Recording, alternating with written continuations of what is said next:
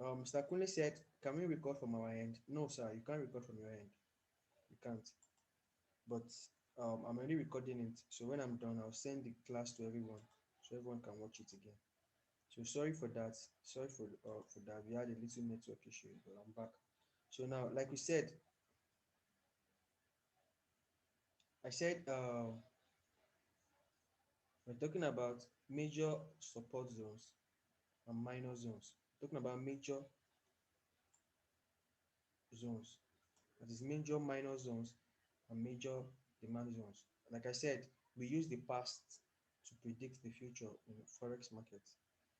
So now, a look at a place that the market sold for a while, and we draw our horizontal line.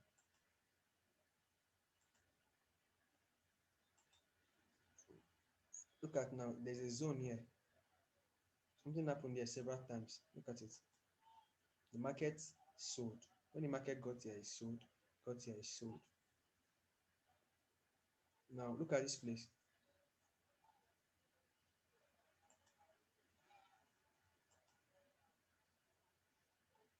Look at this zone.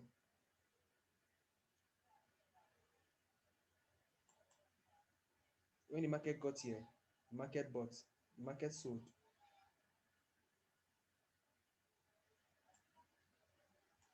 Look at this zone. Like I said anywhere market buy from, a place is known as demand zone.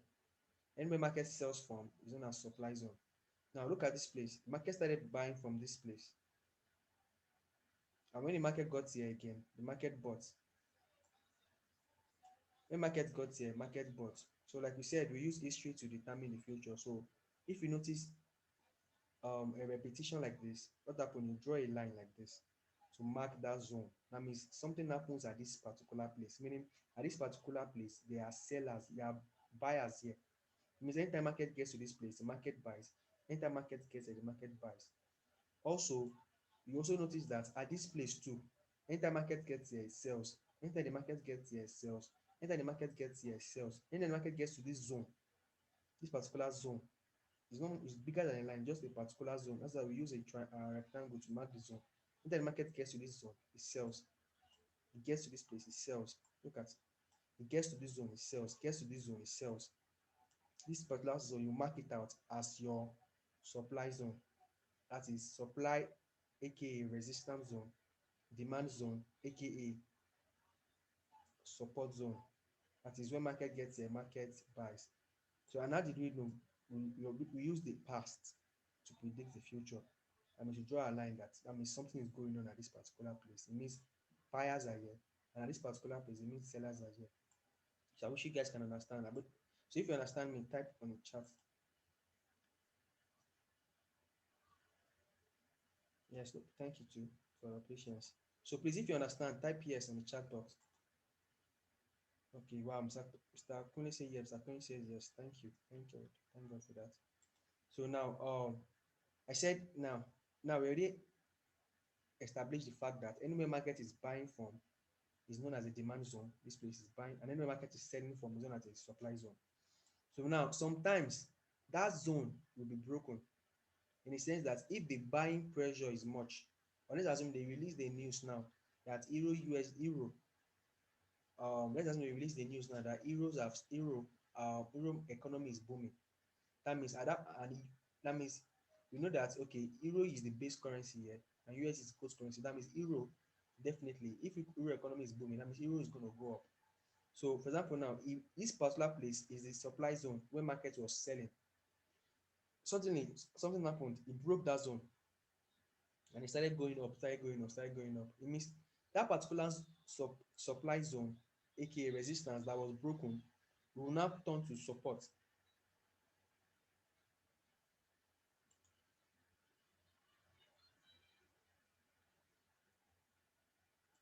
So now anywhere the market breaks, that place is known as support. Now that support, that's this particular supply zone that market was selling from. Anytime the market breaks that place becomes a demand zone. How does it become a demand zone? The market breaks it, retests. After the retest, Market, you wait for your buy opportunity, then you enter and start buying. For example, now look at it, broke here, came back, retested it, and started going up, started going up, started going up.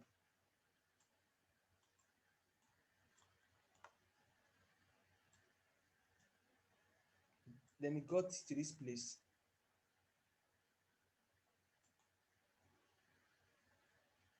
It got to this place. When it got to this place, what happened?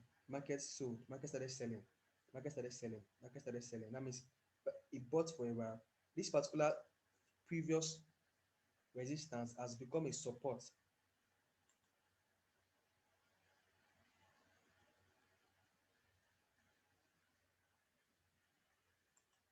So now it went up, came back here, broke this.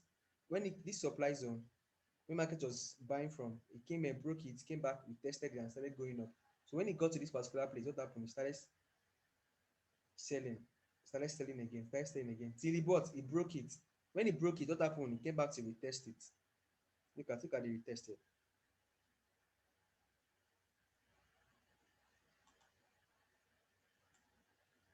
Look at it broke the zone, came back to retest it. After the retest, it started buying again. Then it came back. I told you, anytime it breaks a supply zone, that supply zone becomes the demand zone. What happened? And when it got there, it started buying. When it got there, it started buying. That means this supply zone became the new demand zone.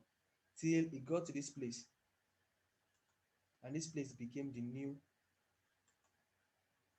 supply zone, and it's the new resistance. So, Mr. Deji, you are disturbing the class with your message, please.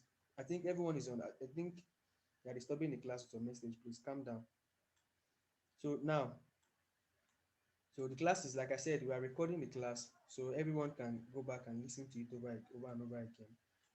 So you guys just bear with me. You might not get everything at first, but when you go over it again, you understand what I'm saying. So now, this particular place that the market was selling from before is the major demand zone. The market was buying from, rather, is the major demand zone. Then this new zone, this supply zone that the market was selling from, that was broken, became the new demand zone. So this old demand zone became demand zone one, that is support, aka support, became support zone one, became demand zone, aka support zone two, till this particular place was broken and it became the new demand zone. So this is demand zone two. So now this is support zone. Now this place became the new supply zone, the new resistance. That means this is the highest place market got to, and market started selling. So when it sold to a while, then it broke this demand zone. When it broke demand zone, what happened? It came back to retest it. After a retest, it came back, started selling again. And this particular zone that was formerly demand came back to become supply zone. So that's how it works. The market changes. So that means a demand zone today can become a supply zone, and a supply zone today can become a demand zone. Do you understand? So that's why we mark them out, so that we can remember that, okay, this zone usually was the previously was the supply zone, was where market was selling from. Now it has been broken, it has turned to demand zone where market is buying from. Look at this. Market was selling from here, selling from here. Then the market broke it. Then market started buying from the zone. The zone became a demand zone. The previous supply zone became the new demand zone. So here now is the highest point. Market didn't break it. Market came here. Market started selling. Look at this place. Look at the rejection here. Like I said, when it gets to that zone, you notice by the long wick. You notice by the long wick. Look at, see the wick. The wick, as is from this candle, it was showing long rejection, showing rejection. So I will explain all this when we are talking about candlestick psychology. So yeah, so now I said we have major demand zone and minor demand zone. So now this particular place that market was buying from initially is the major demand zone. This is the major demand zone. The first place market started buying from when you entered your analysis. Now the zone was and this place was the supply zone, the initial supply zone where market was selling from. What happened? As the zone was broken, this place became a minor demand zone. Do you understand? So a previously broken a broken supply zone turns to a minor demand zone. You understand? It turns to a minor demand zone. So now this major one the market was initially buying from is the major demand zone. This place the market was actually selling from before that later changed to become a demand zone, became the minor demand zone. And this place the market is actually selling from that was later broken, became another minor demand zone. And this place market has not broken this place, so this place is the ultimate resistance, and this place is the main demand zone, is the main supply zone rather. This is the main supply zone where market is actually selling from. This is the new resistance. So now this was the former resistance that was later turned to a support, so it's known as minor. But you can also call it minor zone, minor resistance and minor demand. Don't forget, you can also call it a minor resistance and a minor demand zone. Because why? Market sold at the zone and market bought at the zone. Do you understand? Please, if you understand that, please let me take that again. Now I said at this zone, market was actually buying before. At this zone, this particular zone, market was actually selling there. Anytime price gets to this place, it sells. Anytime it gets here, it sells. Anytime it gets here, it sells. Until market broke it and the place became with a demand zone, whereby when the market gets to market buy. So now this particular place is known as the minor demand zone or minor support zone. Don't forget this thing, please. It's very important. So always remember that anytime market gets to this place, markets can either come here buy, or markets can either come here sell or break the zone. Do you understand? So now anytime market is above it, is known as the demand zone. But anytime market is below it, is known as the minor supply zone. Please, if you understand what I just said, say I. See yes in the chat box. I said this place now was known as the supply zone before, where market was selling. Then that zone was broken and it became a demand zone where market was buying. So anytime the candlestick, the price is above it, it is still known as minor demand zone. Don't forget, it's now known as a minor demand zone until the price comes down, comes below it, then it becomes a minor resistance.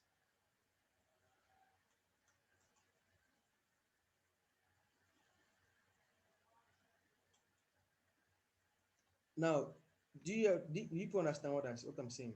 Because if you understand, type yes.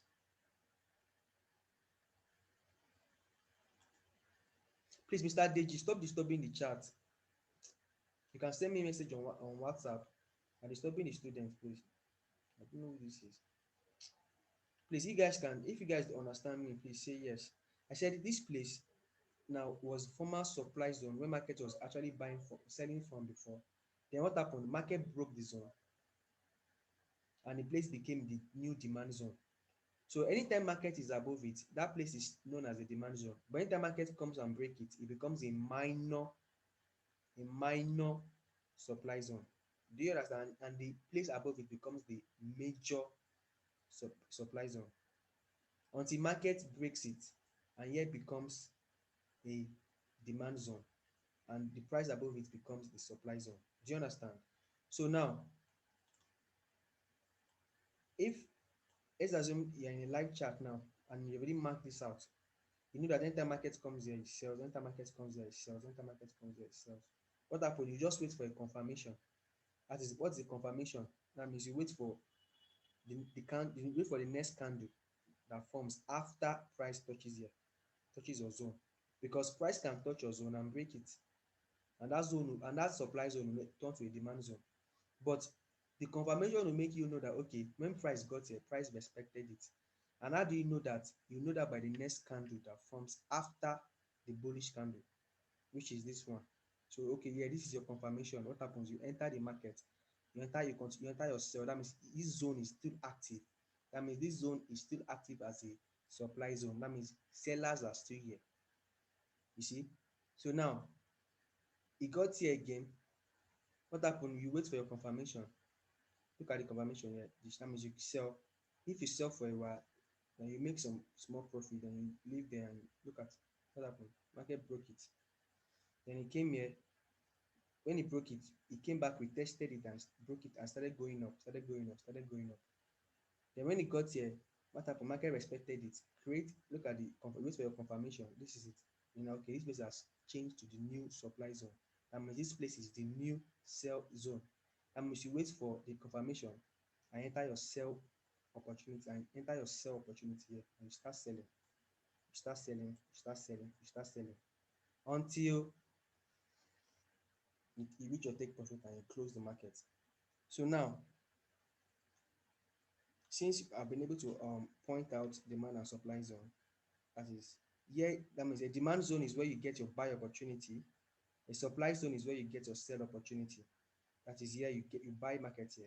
Look as it came here, go went up, came back here and went up. That means you enter your buy here, enter another buy here, then you reach your take profit, you reach there and you stop it. Now, I said I told Mr. Kunle one time that your minor demand zone is where you set your take profit because the market always respects zones. The market is a market of zones. So now, how do I mean? Now we know that okay, the market anytime the market gets to now you can have several minor zones and several major zones. Like you can I can begin to mark zones. Like anywhere market stops buying and starts selling, I can begin to call that place a zone. Like now I can call here a zone. I can begin to call here a zone because where? Because look at market got here, started buying. Market got here, this particular place, market got here and started buying. You see, you can mark out, you can have so much zones on the market, so much zones because the market is all about zones and use history to mark that zone. Now look at this place, look at this place, look at this place. Market got here, you started buying, got here, started buying, got here, started buying, came back here, got here, started buying, came back here, got here, started buying, came back here, got here, got started buying, then came back, broke it, and went to test the major demand zone. That is the first demand zone you marked. Do you understand? The first demand zone that you noticed on the market, that is the lowest place market got to. The lowest zone, you mark that place as the major demand zone. And the other place the market was buying from, you mark that place as the minor demand zone. Do you understand? And you also go back to the chart and mark the major place the market started selling from, and you mark the other small place the market was selling from. You understand? And you call that place, you call here major supply zone and you call here minor supply zone. Now, why do we mark them out? So that you can easily set your stop loss because the market respects all this zone.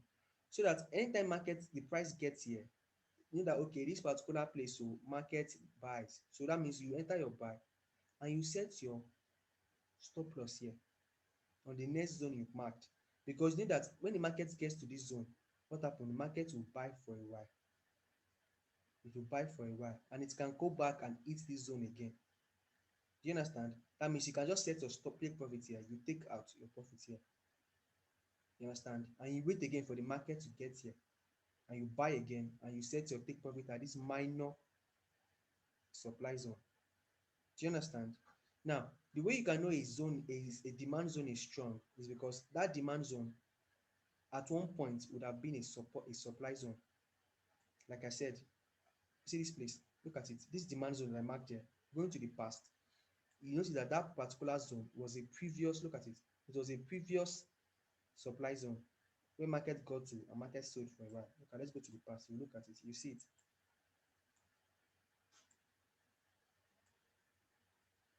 You can go back, you can go as look at, because the market has an habit of repeating itself.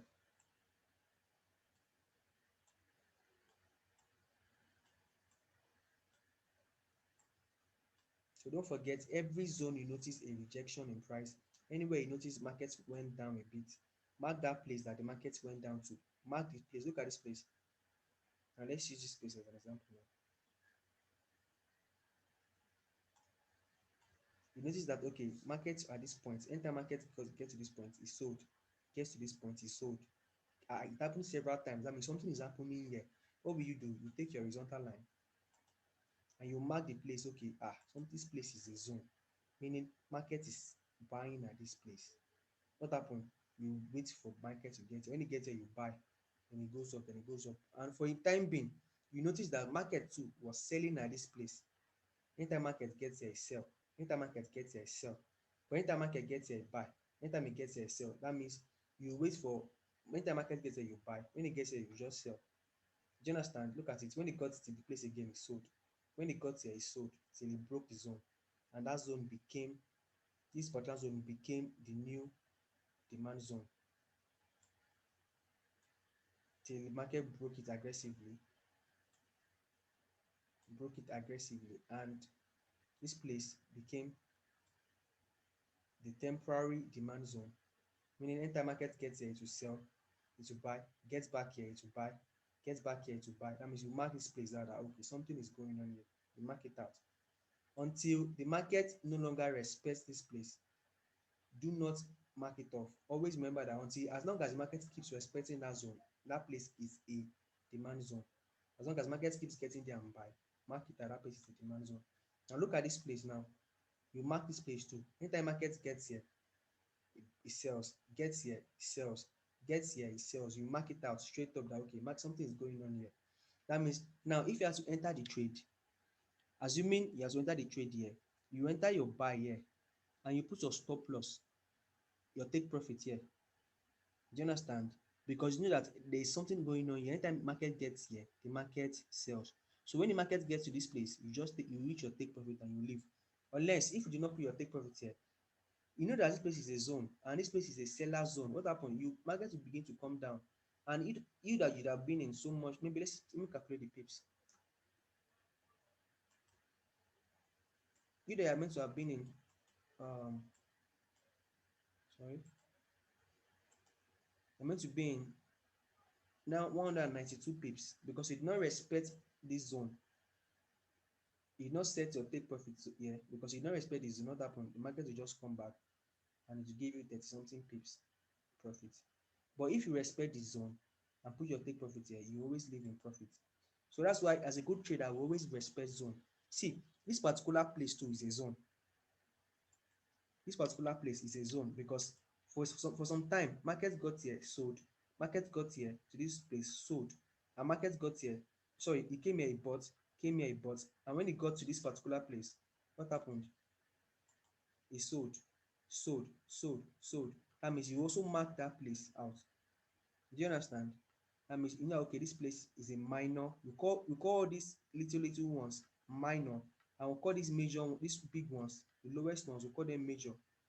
Do you understand? We call them major because when the market gets here, the market will gets the highest peak, the market will still come back and retest all these places, all these zones. So markets come back to retest all these zones.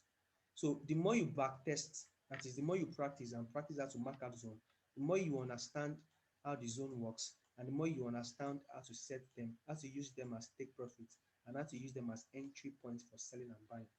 So do you understand? So this is where we end for today. So you guys can ask your questions, but the class is being recorded, so you can go back and watch it. So you can ask your question, and the next class, next time I'm meeting in the next class, um, I'll touch on this again. I'll go over it again because for the sake of understanding, I'll go over it again. But I want you guys, this class will be recorded, so I want you guys to go back and listen to it. Please listen to it over and over again. And after listening to it, go back to the chat yourself and practice it. You see, you have to practice what you have read, what have been taught. So once you practice it, you can get familiar with the zones and you understand how the market will act to these zones. Okay, you know how to mark your demand zone where market buys from. You know how to mark your supply zone where market sells from. You know how to mark the minor ones where market buys from for a while and sells from. So and you know how to use them as take profit and stop losses. So yeah, let's look at the chart.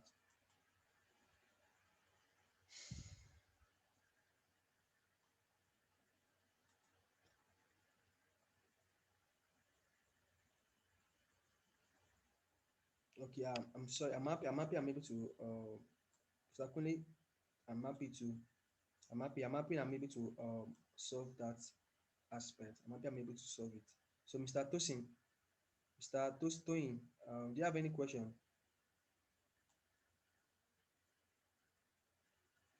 Yes, I'll touch the importance of time frame in the next class. I'll touch the importance of class frame. I just wanted to explain this. So, next class, I'll talk about time frame and zones.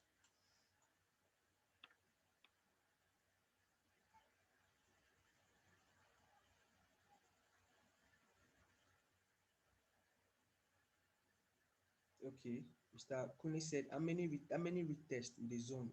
Now, anytime a zone is broken, Mr. Kunle, anytime a zone is broken, for example, now this zone, let me use a clear example.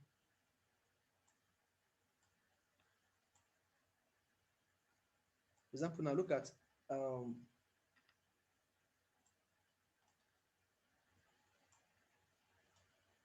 when this zone was broken. Notice this place was a former supply zone. When market was a minor supply zone. That is in between during this hour on the 5th of October, market was selling. 6th, it was selling at this place. You understand? The market didn't break this place. Then on the 8th of October, that zone, it was so selling. It was also selling. Then something happened there. It broke it on the 20th of October. That means from the 5th to the 20th, it was respecting this supply zone. When it broke it on the 20th, what happened? It came back and it tested it once, and it continued going, and it came back and broke. That means the supply zone became a demand zone after it retested it and bought. And it came back, respected it, came back and touched the original, the major demand zone, and he bought aggressively. Now, please don't forget, at the minor demand and minor supply zone, he buys for a little, and at the major ones, he buy aggressively. So now this class will time out. So please, I'll send you the recorded video so you go over it again. And tomorrow, next class will touch over them. We'll touch on the next topics. Please, I will send you this recorded version. Go over it. The class will time out now. So I'll address more questions in the next class. Please go over this video, and I'm sure by watching it you understand. Thank you very much.